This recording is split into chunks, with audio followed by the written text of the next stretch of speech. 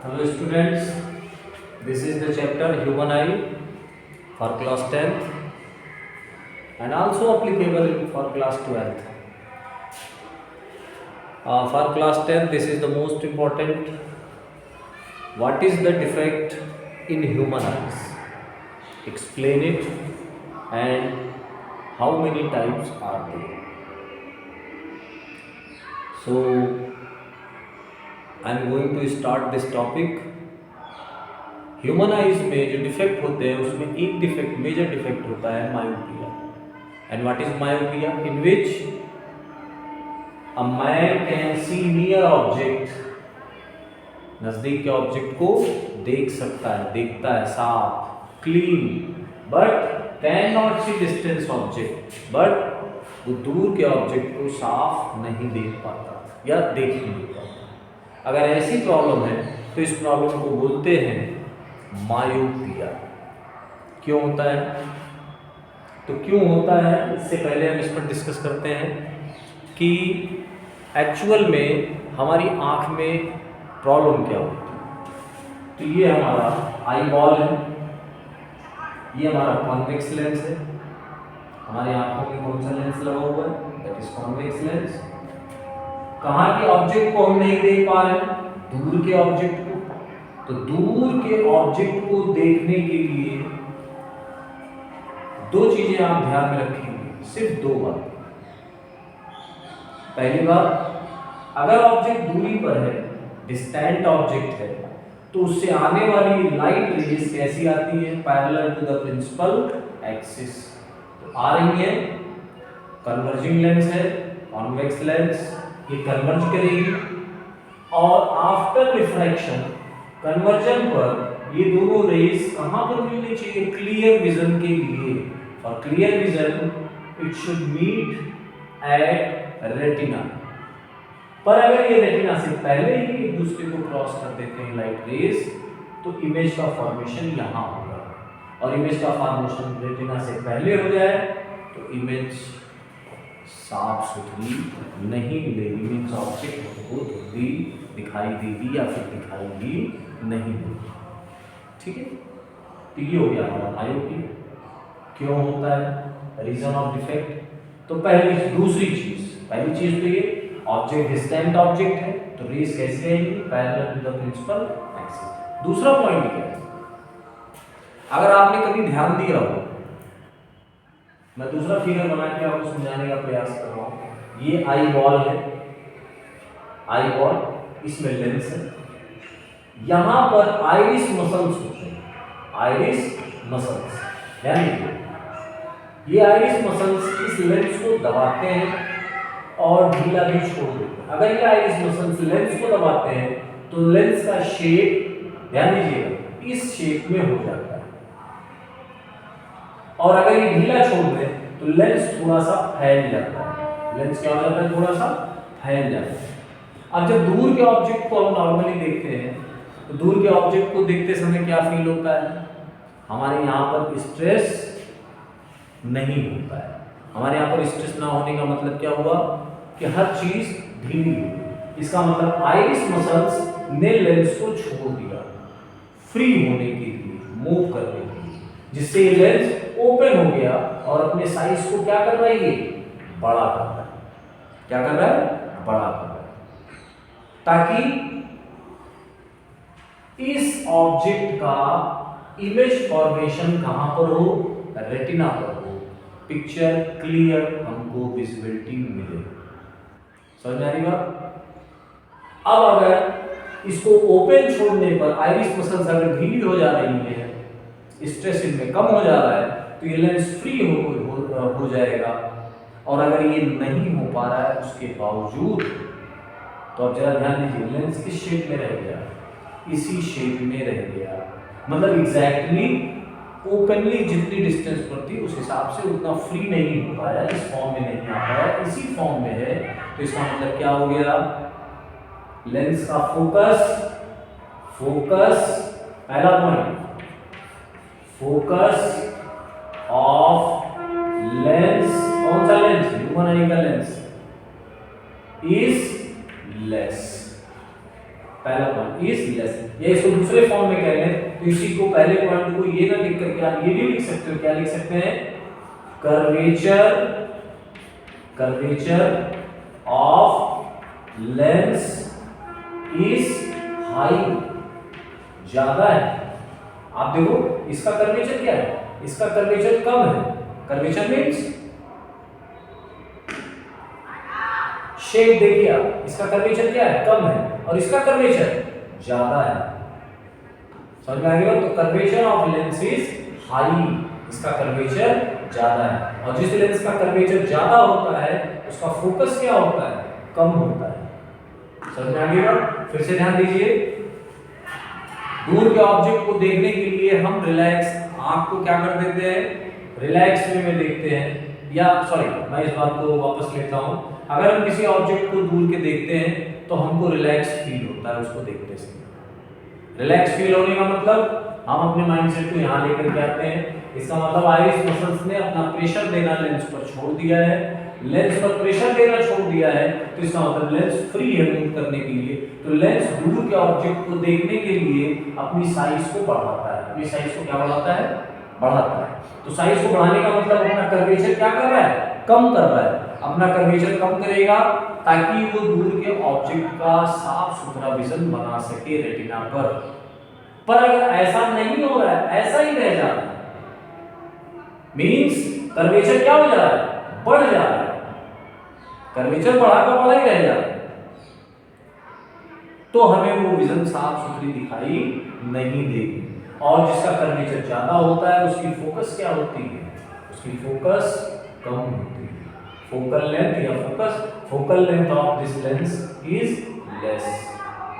समझ में आ गया? दूसरा पॉइंट क्या है, सेकंड पॉइंट इज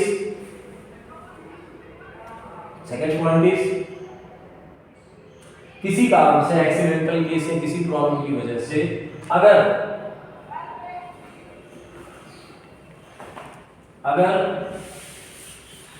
हमारी पिक्चर यही बन रही थी, ध्यान दीजिए,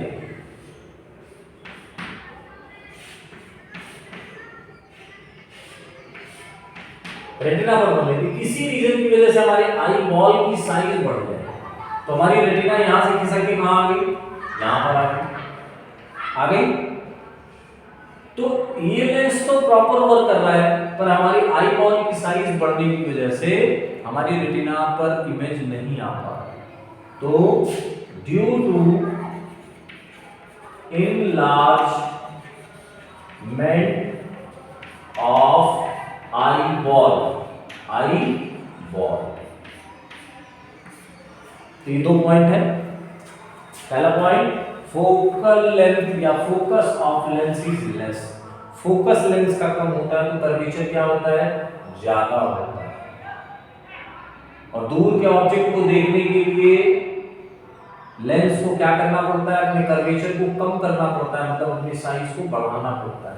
ध्यान रखिए इस फॉर्म में है, आइरिस मसल्स ने अपना प्रेशर छोड़ दिया तो ये और भागेगा, फ्री होगा ऐसे, तो इसने अपना कर्वेचर क्या किया, कम कर दिया, कर्वेचर क्या कर दिया, कम कर दिया, मतलब अपनी फोकस क्या की इसने, बढ़ाई, फोकस क्या किया इसने, बढ़ाया। लेकिन हुआ क्या कि हमारे आइरिस मसल्स ने इसको दबाया हुआ था, और जैसे ही हम दूर के ऑब्जेक्ट को देखते हैं तो हमारा आई लेंस चाहता है कि हम फ्री हो, इसके लिए आइरिस मसल्स हेल्प करती है और इसको ढीला छोड़ देती है, लेंस पर प्रेशर छोड़ देती है, जिससे लेंस वापस अपने कर्वेचर को कम करने का प्रयास करता है और इस पर भागना चाहता है, पर भाग नहीं पाता है। बात समझ में आ गई?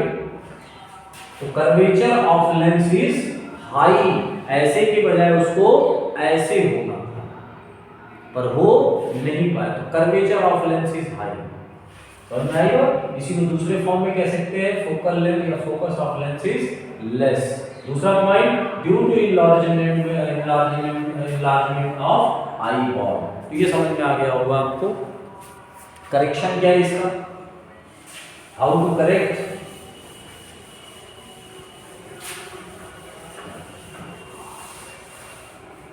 करेक्शन।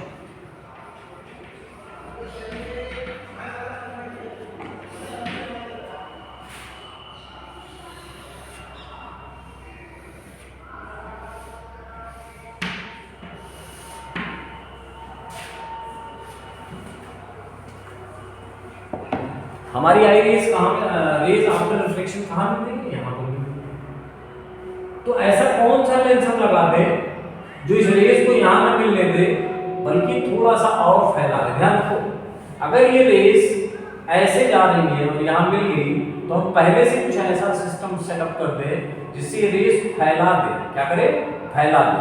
अब ये फैली हुई देखो, ये नहीं फैली है तो यहाँ कट जाएगी, मतलब यहाँ, और ये थोड़ी सी अगर फैल गई तो कहाँ कटेगी, आगे।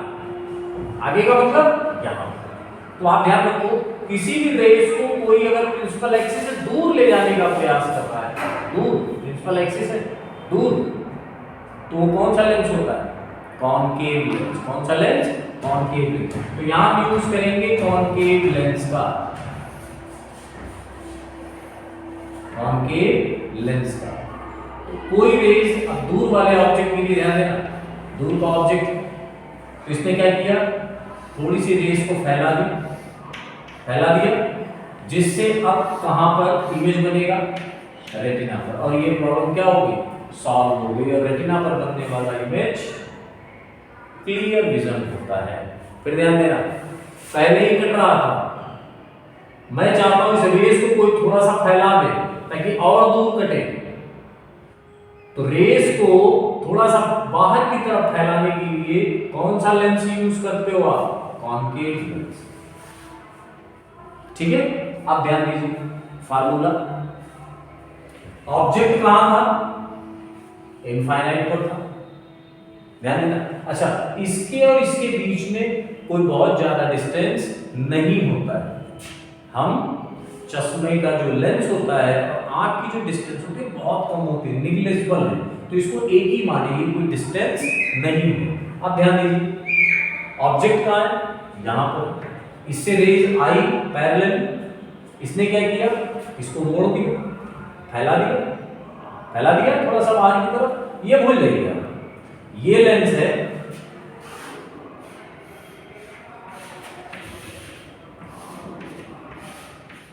इसने तो इस ऑब्जेक्ट का इसने इमेज कहां बनाया, ध्यान रखिए, इस प्रिंसिपल एक्सिस पर ये दोनों रेज कभी नहीं मिलने वाली, तो वर्चुअली मिलाते हैं।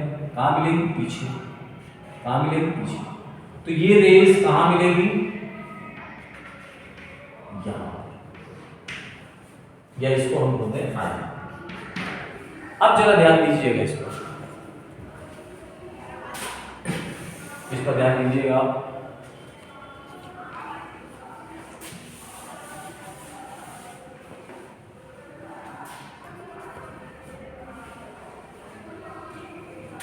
इस ऑब्जेक्ट के लिए, सॉरी, इस लेंस के लिए ये कौन है, ऑब्जेक्ट है, क्योंकि ऑब्जेक्ट से रे सीधी आ रही है सीधी।